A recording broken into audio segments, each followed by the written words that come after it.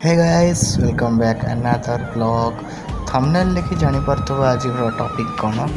ये proper blog नुहे but गोटे टॉपिक सो एंजॉय। आमे गोटे एभली मॉडल डेवलप करूछु जेमति बहुत कम खर्च रे स्टेशन टी चली परिबो। जकिंचित सरकारी विज्ञापन आसुची सेही खर्च रे केमिति रेडियो स्टेशन टी चलीबा आमे ता पे चेष्टा करूछु। कारण बहुत आशावादी हवा जे बहुत विज्ञापन आसीबो। आमे एठी 10 जण लोक 20 जण लोक को दरमा देकी चाकरी करेबु एवं सेमाने बहुत भल कार्यक्रम करेंगे एवं आम स्टेशन राताराति लोकप्रिय हो आशा अभिलाषा आमर नाही। आमर चेष्टा होउची आमे स्थानीय लोक सहित सब बेले रहिबु, निरंतर प्रसारण करिबु, बिना बाधारे प्रसारण करिबु।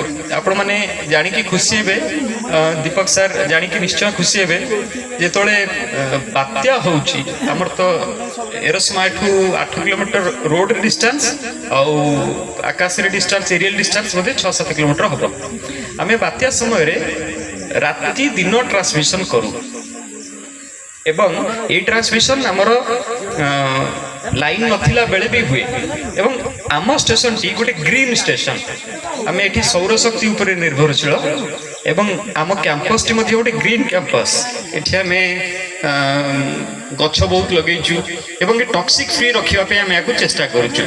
तेणु जो समाज प्रति जो दायित्वबोध रही जो मूल्यबोध को लेकर आम स्टेशन टी करूँ ताकू बजाय रखापी एवं से अनुसार कम करने चेष्टा करूँ। से बात्या समय प्रति मुहूर्त आम बात्या संपर्कित सूचना लोक पाखे पहुँचापी चेष्टा करूँ। आम स्थानीय कलाकार मान लेकर प्रतिदिन किसी ना कि कार्यक्रम करूँ। आमर ये गोटे कार्यक्रम बेस लोकप्रियता पाई लोकगीतर कार्यक्रम। एथिरे किछि लोकगीत शिल्पी आगे बस जो मैंने आम स्टूडियो को आसती एवं से आम कौन पारिश्रमिक दे पारुनी तथापि भी से आसती। तार कारण हूँ से आम कार्यक्रम को भल पाती एवं से आम कार्यक्रम जो योगदान दौरान ताकू परिचिति दौची गोटे प्रकार रिटर्न से बाटे से पाँच।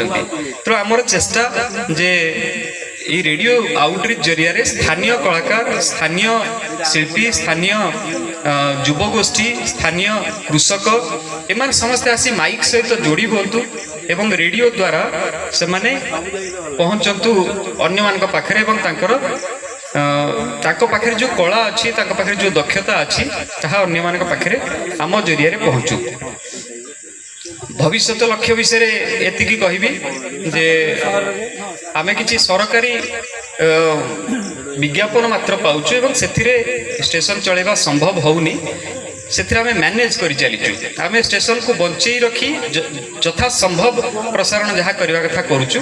किंतु हमर चेष्टा आगु जदि जगतसिंहपुर जिले में कॉर्पोरेटर अभाव नहीं। एठी बहुत बड़ बड़ कॉर्पोरेट अच्छी पारादीप रे बहुत बड़ बड़ इंडस्ट्री अच्छी जदि से आम सहित जोड़ी हुंती जदि आमको तांकर जो कॉर्पोरेट सोशल रेस्पॉन्सिबिलिटी जो दायित्व अच्छी से जदि से आम भावती जे अनुभव करती जे आमे मध्य एई जो रेडियो आउटरीच जरिया किसी सीएसआर काम करिपरिबु ताहले आमे ताको सहित मध्य जोड़ी हेकि आगु बहुत भल काम करिपरिबु।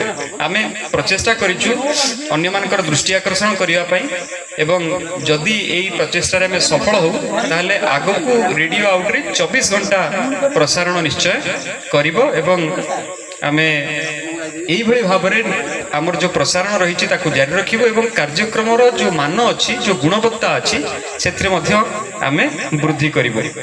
मु आशा करुच्ची आमर जे मुख्य अतिथि अच्छे कार्य को आगे नापी मु बसंत को अनुरोध करुच्ची आज सभार औपचारिक भाव सभापतित्व करने बसंत को अनुरोध करुच्ची।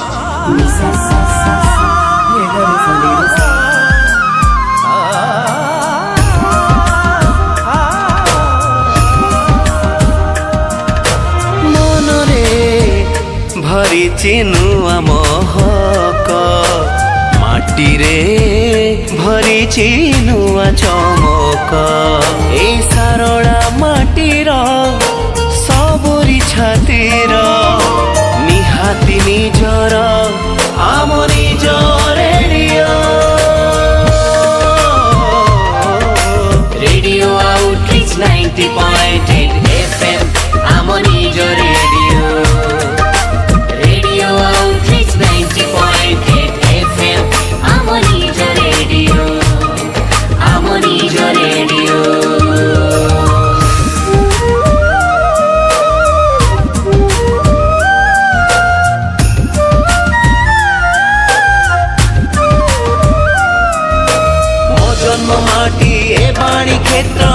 ଛାତିରେ ଅଙ୍କା ତା ମାନଚିତ୍ର ଶିକ୍ଷା ସଂସ୍କୃତି କଳା ସାହିତ୍ୟ ଜାଣିଛି ତାର ସାରା ଜଗତ ଆଖିରେ ଭରିଛି ନୂଆ ସପନ ଛାତିରେ ଭରିଛି ନୂଆ ସ୍ପନ୍ଦନ ଏଇ ପବିତ୍ର ମାଟିର ସ୍ମୃତିର ସ୍ୱପ୍ନର ଆସିଲା ଖବର ଆମ ନିଜ ରେଡ଼ିଓ ରେଡ଼ିଓ ଆଉଟରିଚ୍ 90.8 FM ଆମ ନିଜ ରେଡ଼ିଓ ରେଡ଼ିଓ ଆଉଟରିଚ୍ 90.8 FM ଆମ ନିଜ ରେଡ଼ିଓ ଆମ ନିଜ ରେଡ଼ିଓ ରେଡ଼ିଓ ଆଉଟରିଚ୍ 90.8 FM ଆମ ନିଜ ରେଡ଼ିଓ ରେଡ଼ିଓ ଆଉଟରିଚ୍ 90.8 FM ଆମ ନିଜ ରେଡ଼ିଓ ଜଗନ୍ନାଥ ନମସ୍କାର ଆଜି ରେଡ଼ିଓ ଆଉଟରିଚ୍ର ପ୍ରଥମ ବାର୍ଷିକ ଶୂନ୍ୟକ୍ଷେତ୍ର ଦ୍ୱିତୀୟ ମୁଁ ଆଜି ବହୁତ ବିଭାଗର ଅଛି ସୋସିଆଲ ଫଙ୍କସନ୍ ଅଛି ପାଖାପାଖି 8-10ଟି ଜାଗା ମୋତେ ଆଉ ଯିବାର ଅଛି ଗତକାଲି ମୁଁ ଏ ସମ୍ବନ୍ଧରେ ନିମନ୍ତ୍ରଣ ପାଇଥିଲି ମୋର କାର୍ଯ୍ୟ ବ୍ୟସ୍ତତା ହେତୁ ମୁଁ ମନା କରିପାରିନଥିଲି ଯେ ଏଇଥିପାଇଁ ମନା କରିପାରିନଥିଲି ଯେ ରେଡ଼ିଓ ଆଉଟରିଚ୍ର ପ୍ରଥମ ବାର୍ଷିକ କାର୍ଯ୍ୟକ୍ରମରେ ମୁଁ ନବନିର୍ବାଚିତ ବିଧାୟକ ହିସାବରେ ମୁଁ ପ୍ରଥମେ ଏଠି ଉପସ୍ଥିତ ଥିଲି ଯେଉଁଥିପାଇଁ ଯେହେତୁ ଇଏ ଅନୁଷ୍ଠାନ ସହିତ ମୋର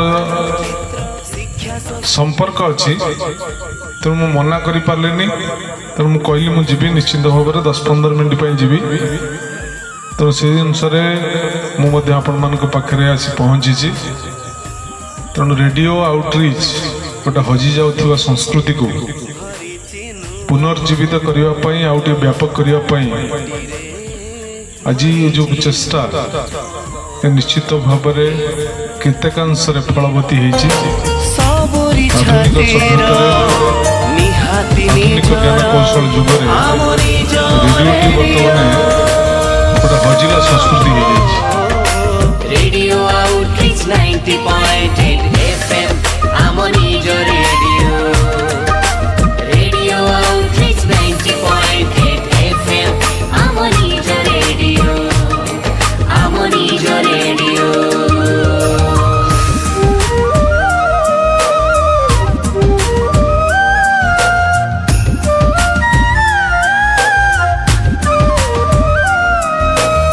ଜନ୍ମ ମାଟି ଏ ବାଣୀ କ୍ଷେତ୍ର ଛାତିରେ ଅଙ୍କା ତା ମାନଚିତ୍ର ଶିକ୍ଷା ସଂସ୍କୃତି କଳା ସାହିତ୍ୟ ଜାଣିଛି ତାର ସାରା ଜଗତ ଆଖିରେ ଭରିଛି ନୂଆ ସପନ ଛାତିରେ ଭରିଛି ନୂଆ ସ୍ପନ୍ଦନ ଏଇ ପବିତ୍ର ଧନ୍ୟବାଦ ଶ୍ରୀମତୀ ମିଶ୍ର ଆପଣଙ୍କ ସହଯୋଗ ପାଇଁ ଆମର ଏଇ ତାପରେ ବହୁତ ସାଂସ୍କୃତିକ କାର୍ଯ୍ୟକ୍ରମ ହୋଇଛି ବଟ୍ କପିରାଇଟ୍ ଯୋଗୁଁ ସେଗୁଡ଼ାକୁ ମୁଁ ଦେଇପାରିବି ନାହିଁ ତ ସେଥିପାଇଁ ସରି ଆଣ୍ଡ ଥ୍ୟାଙ୍କସ୍ ଫର୍ ୱାଚିଂ।